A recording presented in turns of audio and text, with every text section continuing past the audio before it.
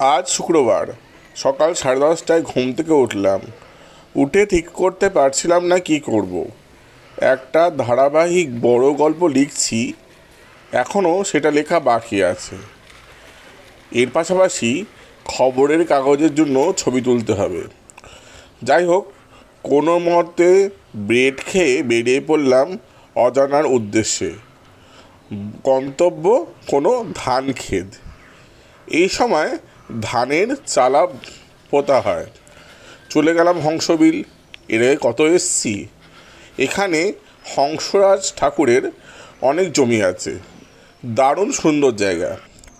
তবে রাতে এদিকে কেউ আসে না, ভুতুড়ে জায়গা হয়ে যায়। হাঁটতে হাঁটতে পেয়ে গেলাম ছবির সাবজেক্ট। দূরে একটা ট্রাক্টর ক্ষেতের মাটির লাঙ্গল দিচ্ছে। চলে গেলাম ওখানে। আজকাল বর্তমানে চাষিরা ধান চাষ করে কীরকম লাভ করে তা জানালেন ওই জমির ভাগ চাষি।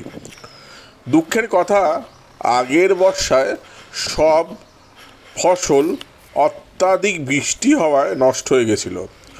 সব ধান ডুবে গেছিল। আর কি বললেন, ধান চাষ করে সংসার চলে কি বললেন দেখুন।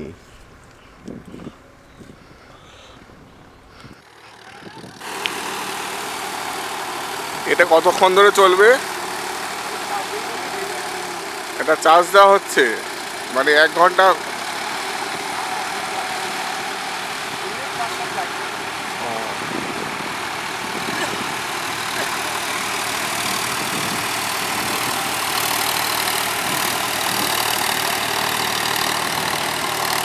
এখানে ধান হবে নাকি? ধান হবে? কবে বুনবে তোমরা?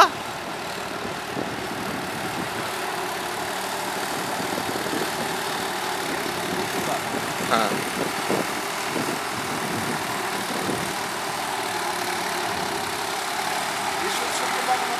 পরের সপ্তাহ, 1 সপ্তাহ বাদে। মানে এর মধ্যে জমির অনেক কিছু সেটেল ফেটেল হবে, তোমরা দেখতে আসবে।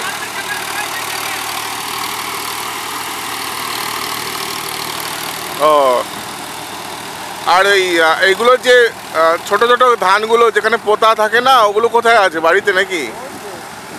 ও, ওখান থেকে তুলে এখানে। আচ্ছা, এই যে এইটুকু জায়গা যেদিনকে পুঁতবে সেখানে কজন মজুরি খাটবে? আচ্ছা, এটা কি দাদার জমি না আপনার জমি? আচ্ছা, ওই দাদার ট্র্যাক্টর মানে লাঙল দিয়ে দিচ্ছে। কত দিচ্ছে আপনার থেকে? কত নেয়? 300 টাকা বিঘে। বিঘে? এটা কত বিঘে? এটা 25 কাঠা। 25 কাঠা মানে? ও আচ্ছা। ওই যে পোলটা আছে, হ্যাঁ ওই যে আইপি আছে না, হ্যাঁ হ্যাঁ হ্যাঁ, ওই আই ধরে আর ওই আই ধরে এটা 2.5 বিঘে। 2.5 বিঘে। ও, আপনার এইটুকুই? এখানে আর 25 টাকা আছে, ওখানে কি বোনা আছে এখন? ধান লাগাবেন? এই সিজনে ধানটা কি বলে, এটাকে আমন না আউশ? এটা বলে শীতের হাইল্যান্ড ধান। হেলেন ধান? হ্যাঁ, হাইল্যান্ড ধান। আচ্ছা আচ্ছা শীতের। আচ্ছা আর যেটা বর্ষার ধান হয় সে তো উঠে গিয়েছে, বর্ষার ধান হয়ে গিয়েছে। আচ্ছা, এটা এখন হলো গিয়ে আপনার মাঘ মাস। উঠবে কবে? বৈশাখ মাসে? বৈশাখের শেষের দিকে। বৈশাখের শেষের দিকে। ও, আর বর্ষাকালে যেটা পোতা হয় ওটাই? ওটা আবার আষাঢ় মাসে হ্যাঁ, বসানো হবে, অগ্রহ মাসে। আচ্ছা, ওটাকে বলে হয় ওই আপনার যেগুলো নবান্ন হয় বর্ধমানের দিকে, ওই ধানটা নাকি? এই তো ছিল তো, এই যে গুঁড়া দেখতে না, ও নবান্ন যে ধানটা হয়। হ্যাঁ, এই যে গুঁড়া। আচ্ছা। আরেকটা জিনিস, এই যে ধানগুলো পোতা হচ্ছে, এটা কি চাল হচ্ছে? মিনিকেট? মিনিকেট। এখন সর্বত্র এখানে যারা চাষ করছে সব মিনিকেট চাল। ও, আপনারা তো মানে চাষ করে সেরকম অর্থে সামান্য লাভ পান, সবই ফলেরা নিয়ে নেয় নাকি? ধানটা খুব একটা লাভ নেই। আচ্ছা, লাভ নাই, কারণ কোনো রকমে হয়তো আসল আসে, কিন্তু খাওয়ার জন্য করতে হয়। আর আপনার এই মানে এই জমিটা যদি অনেকদিন দীর্ঘদিন চাষ বন্ধ করে দেন তখন জমি আবার নষ্ট হয়ে যায় নাকি? দীর্ঘদিন বলি শোনেন, ঘটনা হচ্ছে জমি থাকলে পারে সে ফেলে রাখবে না কেউ। আচ্ছা। হয়তো দেখা যাচ্ছে এক সিজন হলো না, পুরো সিজন খারাপও হচ্ছে না, কিন্তু একবারে ফেলে রাখবে। আপনার নাম কি? আমার নাম হরিদাস খারাপ, গাজনতলা বাড়ি? আচ্ছা, মানে এগুলো আপনার বাবা করতো, দাদুরা করতো, সবাই কাজ চাষ? হ্যাঁ, দীর্ঘদিন করে আসছি। বাবা কাকারা চাষ করেনি, আচ্ছা। আমরা আমাদের বিয়ার হয়ে পড়তে আমরা চাষ করি। তখন আপনি কি নিজের শ্রম দিয়ে যে পয়সা কামিয়েছেন সেইখান থেকে এটা কিনেছেন?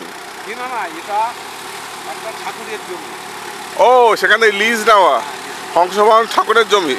এগুলো যা দেখে সব সব ঠাকুরের? না না, এই আড়াই বিঘে। ও আর এই যে মাছ আছে সব নিজে নিজে কিনা ব্যক্তিগত। আচ্ছা।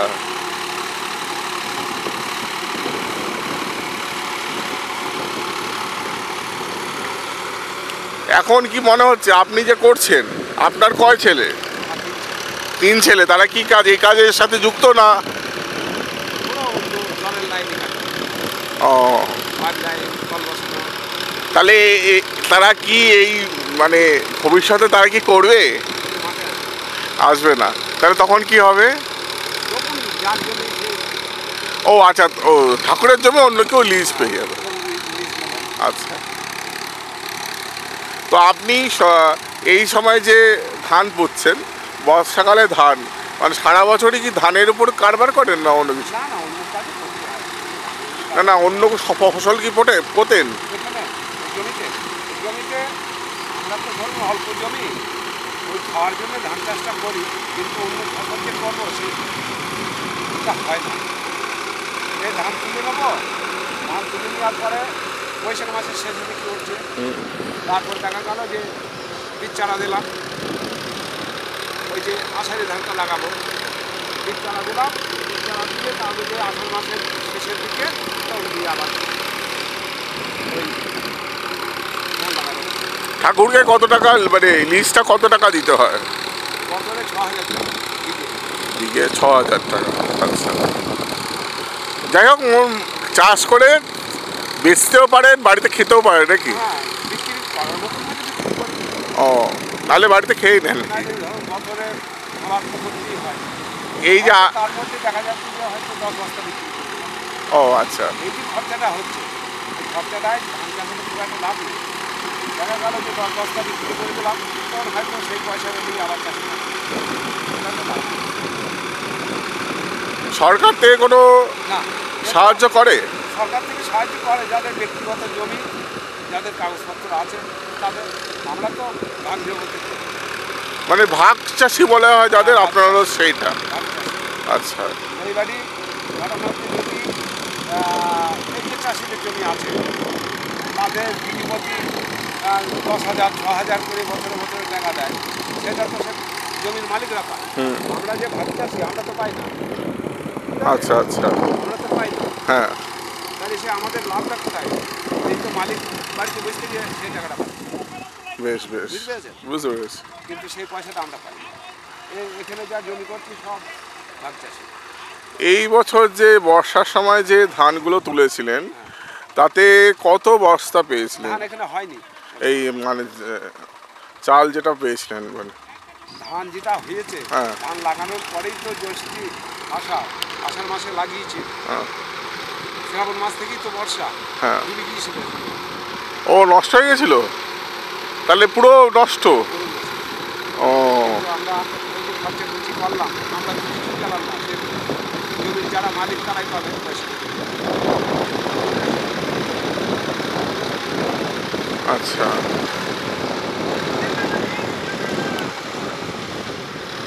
চাষি তাদের জন্য একটা কোনো ব্যবস্থা নিত, তাহলে হয়তো কিছু আমরা পেতাম। আপনার এই সংখ্যায় কতজন আছেন এরকম এই এলাকায়? তা আপনারা যে দেখছেন যে যাদের জমি তারা পাচ্ছেন, আপনারা তো প্রচুর লোক এই সমস্তভাবে ভাগ চাষি করছেন, তো আপনারা কখনো সরকারের দপ্তরে গিয়ে আবেদন করেননি? না, কোনোদিন করেনি, কোনোদিন করেনি। মানে আপনাদের মধ্যে কোনো মানে গ্রুপ টুপ এসব কিছু নেই? না, আমাদের এখানে গ্রামের মেম্বাররা যারা আছে তাদেরকে বলেছিলাম একবার, বুঝতে পেরেছেন, হ্যাঁ যে আমরা তো ধরুন মেম্বারেরই জমি, হ্যাঁ ধরুন আমি করছি, হ্যাঁ কিন্তু সেই জমিটা যে সে বছরে 5,000 নিক, 6,000 নিক, 7,000 নিক নিচ্ছে, আমরা চাষ করছি। এবার চাষ করতে গিয়ে দেখা গেল বর্ষায় ডুবে গেল, ফসল হলো না, কিন্তু সরকার থেকে তো পাচ্ছে সেই টাকাটা। যখনই দেখছে যে মাঠে ফসল সব নষ্ট হয়ে গেছে, তখন তো সরকার থেকে তো চাষিদের দিচ্ছে, কিন্তু সে তো বাড়ি থেকে বসে পাচ্ছে, কিন্তু আমরা যে চাষ করছি আমরা, বুঝতে পেরেছেন। আমাদের মেম্বারদের বলেছিলাম যে আমরা দেখো এইভাবে যে পরের জন্য ভাগ্য করি, তাহলে আমাদের লেগে একটা ব্যবস্থা করো। তুমি তো বাড়িতে বসে থেকে তো সরকারের পয়সা পাচ্ছি, আমরা তো পাচ্ছি না।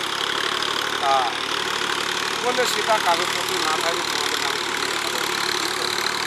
আমরা কী নিয়ে আমরা সরকারকে আবেদন করব? আমাদের তো কোনো ডকুমেন্ট নেই। আমরা ডকুমেন্ট নিয়ে গিয়ে হয়তো সেখানে অবজেকশন করলাম যে আমাদের এই জিনিস আমাদের কিছু সাহায্য করতে হবে।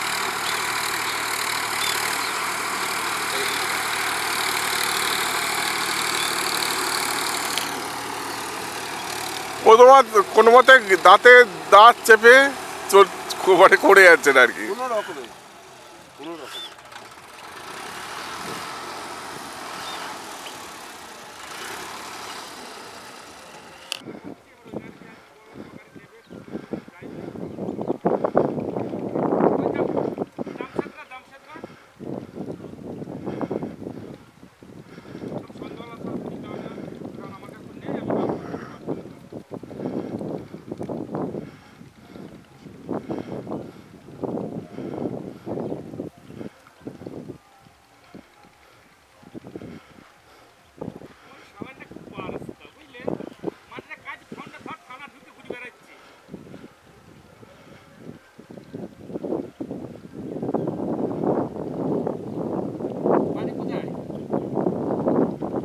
তোমার বাড়ি কোথায়? হ্যাঁ বলে তো বাড়ি কোথায়, দাদা ভাইকে জিজ্ঞেস করছে বাড়ি কোথায়। দেখো আজকে ভালো দিনে এসছি। হ্যাঁ আমার একটা ছোট নাম্বারটা রাখবে, যেদিনকে ধান পোতা হবে আমাকে ডাকবে। হ্যাঁ।